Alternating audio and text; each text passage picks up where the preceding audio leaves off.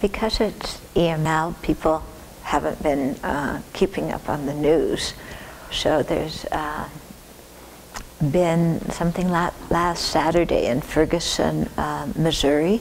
It's a suburb of St. Louis. There was an unarmed 18-year-old African-American lad who was killed by the police.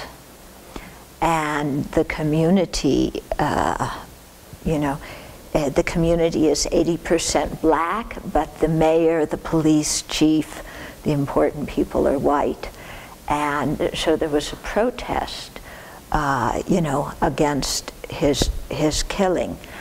And the police responded very, very strongly with tear gas, with rubber bullets, and rode out in this army gear, with also the police officers, looking like soldiers, not like police.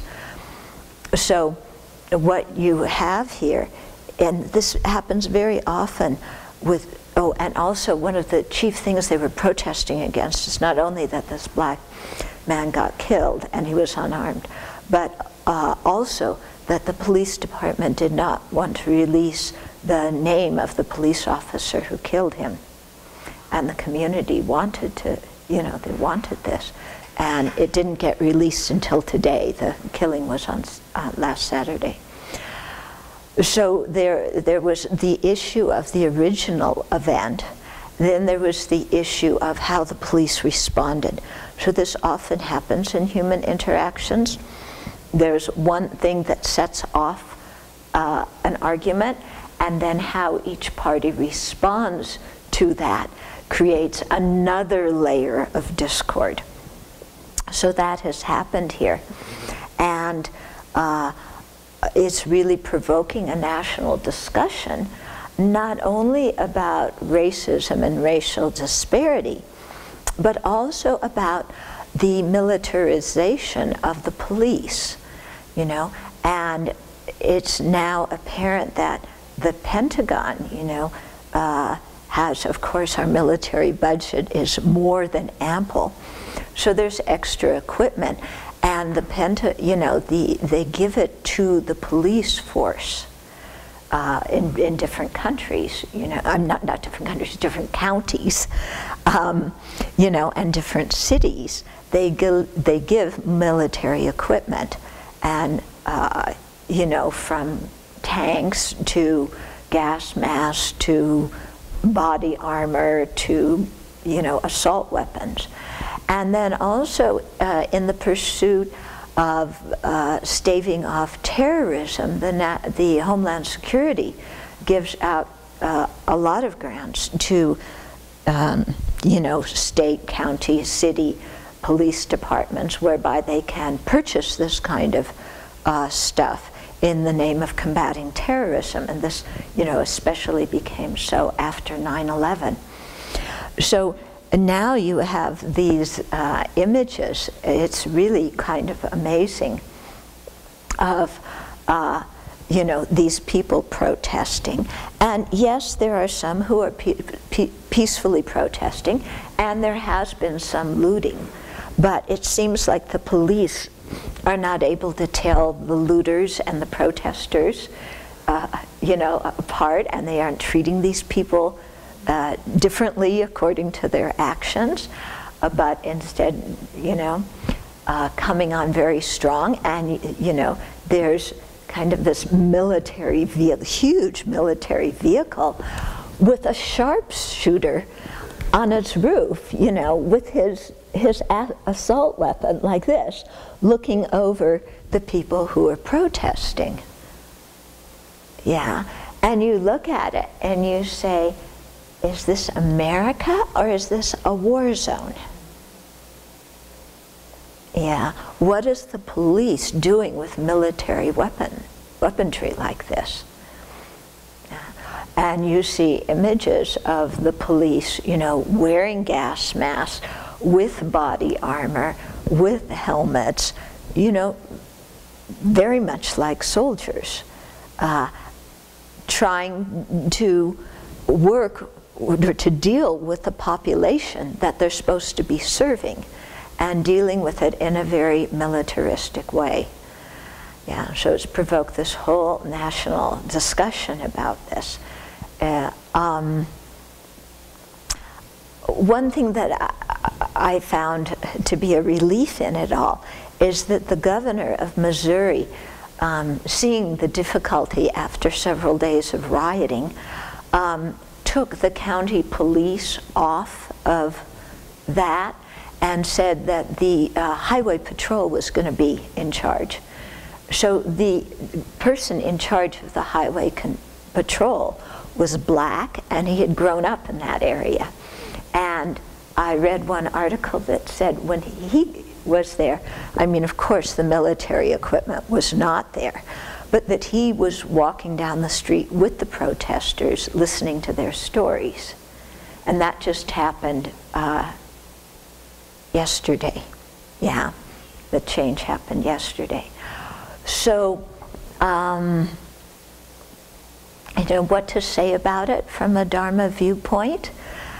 One is, you know, to look at how conflicts, there's compounded interest on on conflicts. There's the original issue, then there's the response. And so to be very careful about it, and how we respond to things, because it can so often aggravate a situation.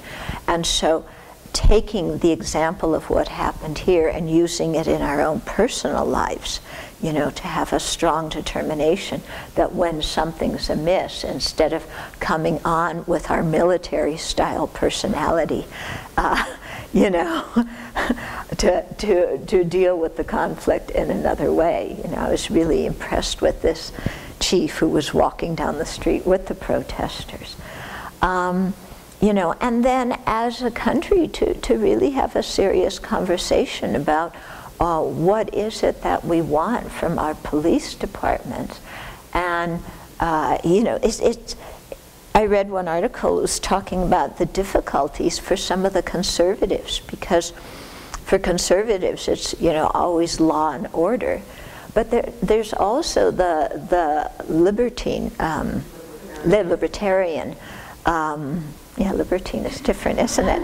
A libertarian movement where, you know, against big government. And when you have all this military equipment on the streets, it's really triggering those people. So you even have people like Ron Paul and Ted Cruz saying, hey, wait a minute, you know, this isn't so cool. But then you have other wings of conservatives, you know, with the law and order stance.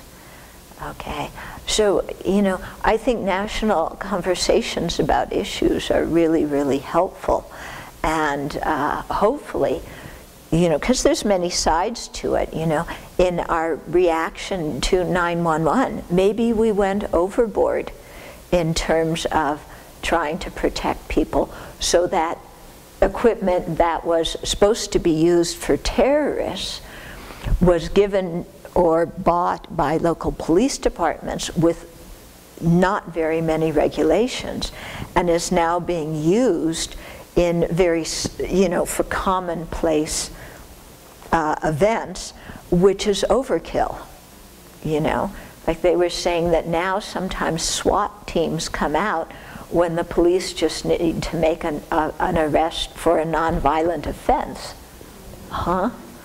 Excuse me, do you really need a SWAT team for that? You know, so if we can have a mutually productive kind of conversation about, well, what do we need for protection, and, you know, where is it going too far, and what is a good attitude for police to have towards the community? Are they the controllers of the community? Are they the servants of the community? Yeah, how do the police have a good relationship with the community that they're serving? How does the community, you know, make its needs, you know, and desires known to the police?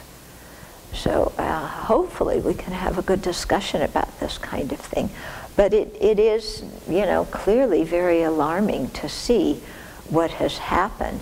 And I know all of us, if we walked into downtown Newport and there was military gear, it was like, ugh, you know, I mean, we would all freak out. So, you know, I don't know, it'd be interesting to see if the Newport police has any of this stuff or not. I hope not, you know, but apparently it's, you know, being distributed, you know, to towns and cities everywhere. Yeah.